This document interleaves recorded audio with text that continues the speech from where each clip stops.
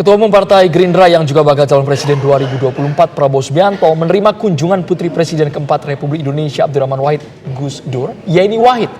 Usai pertemuan, keduanya saling melempar puja-puji pemirsa. Apakah pertemuan Prabowo dan Yeni ini akan berujung kepada kebersamaan di Pilpres 2024?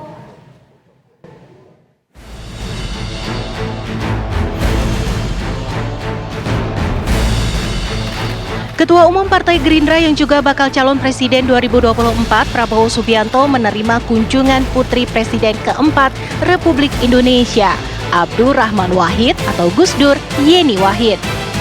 Yeni disambut langsung oleh Prabowo Subianto.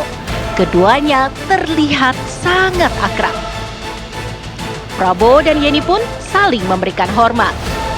Yang istimewa dari pertemuan antara Prabowo Subianto dan Yeni Wahid adalah kehadiran Ibunda Yeni, Sinta Nuriyah Wahid, yang menyusul ke Kertanegara. Usai pertemuan, Prabowo bercerita mengenai kedekatannya dengan keluarga Gus Dur yang berlangsung lama. Beliau berani melakukan pendekatan-pendekatan kemana-mana, begitu toleran sama semua agama, semua ras, semua kelompok etnis. Jadi saya lihat 30 tahun kemudian baru kita sadar, oh memang begitu yang kita butuh, pemimpin-pemimpin seperti itu. Dan kalau saya keliling dunia, yang sangat dikenang di mana-mana adalah antara lain ya Gus Dur. Ya dikenang karena itu toleransinya, ya beliau pemimpin umat Islam, tapi selalu welcome, selalu membangun komunikasi sama semua pihak. Jadi ini yang sangat menarik. Senada dengan Prabowo, Yeni mengaku hubungan dekatnya dengan Prabowo sudah terjalin sejak lama. Kenapa kita butuh figur seperti Prabowo? Ya, karena saya percaya setiap zaman membutuhkan pemimpinnya. Nah, zaman mulai dari Bung Karno pada waktu itu transisi kemerdekaan, kita butuh pemimpin revolusioner. Lalu Pak Harto, kita butuh pemimpin yang membangun pasca kemerdekaan. Pak Habibie, beliau memberikan imajinasi tentang negara yang berbasis teknologi. Gus Dur memberikan pondasi tentang demokrasi dan kesetaraan untuk semua, keadilan sosial bagi seluruh warga Indonesia. Bu Mega kemudian mengedepankan populisme dalam kebijakan pemerintahan beliau. Nah, Pak SBY kembali memberikan stabilitas ekonomi, stabilitas politik, dan memberikan contoh bagaimana Jenderal TNI bisa ikut dalam kontestasi demokrasi. Kemudian Pak Jokowi ini memulai take off untuk industrialisasi. Nah, pemimpin kedepannya harus meneruskan program-program dari pemimpin-pemimpin sebelumnya. Salah satu tantangan yang dihadapi oleh bangsa kita ke depan dalam kerangka geopolitik, dinamika geopolitik yang sedang berkembang saat ini adalah bahwa ada ketegangan-ketegangan di wilayah kita. Tak hanya itu, Yeni mengaku mendapat berkah dari hubungannya dengan Prabowo. Karena berkat Prabowo, ia bertemu dengan jodohnya pada tahun 2009 lalu. Karena sudah lama dijanjikan akan diajak ngopi bareng. Betulnya. Nah, mungkin teman-teman bisa melihat bahwa itu adalah sebuah bentuk keakraban dari kami semua. Mas Bowo, saya memanggil beliau dari dulu Mas Bowo.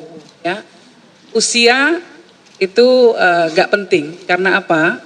Untuk mengabdi kepada nusa dan bangsa, kita sama-sama melihat bahwa banyak pemimpin-pemimpin dunia yang usianya sampai hampir 100 tahun, misalnya Pak Mahathir Mohamad, Ratu Elizabeth, itu masih mengabdi pada bangsa dan negara.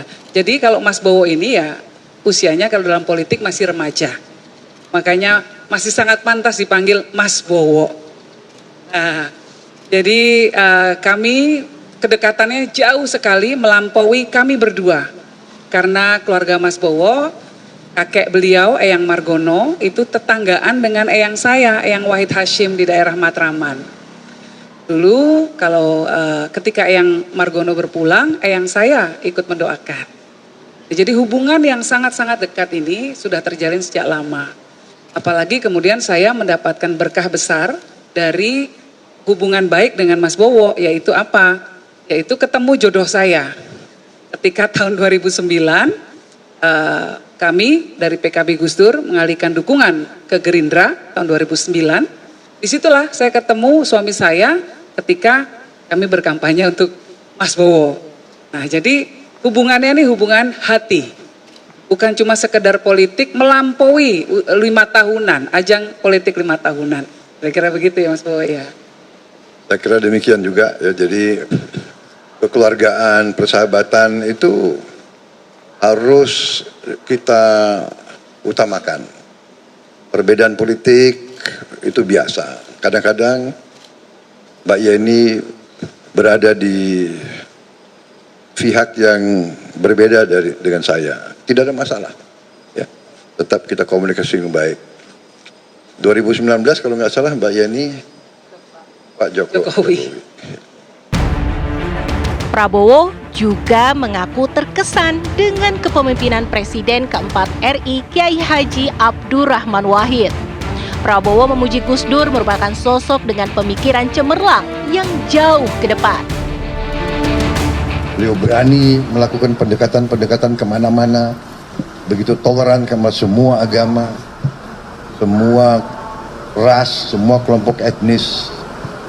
Jadi saya lihat 30 tahun kemudian baru kita sadar, oh memang begitu yang kita butuh, pemimpin-pemimpin seperti itu. Dan kalau saya keliling dunia, yang sangat dikenang di mana-mana adalah antara lain ya Gus Dur. Ya dikenang karena itu toleransinya, ya beliau pemimpin umat Islam, tapi selalu welcome, selalu membangun komunikasi sama semua pihak. Jadi ini yang sangat menarik. Jadi saya terkesan dengan contoh. Lantas, apakah kedatangan Yeni ke kediaman Prabowo merupakan sinyal dukungan di Pilpres 2024? Saya jawab satu aja, saya komentar ya, bahwa banyak sekali kiai-kiai NU yang punya simpati besar terhadap Pak Prabowo. Awal ya selalu mengatakan bahwa ketika membuat keputusan itu akan memakai pertimbangan rasional dan spiritual. Salah satu pertimbangan spiritualnya adalah harus ke makam Bapak.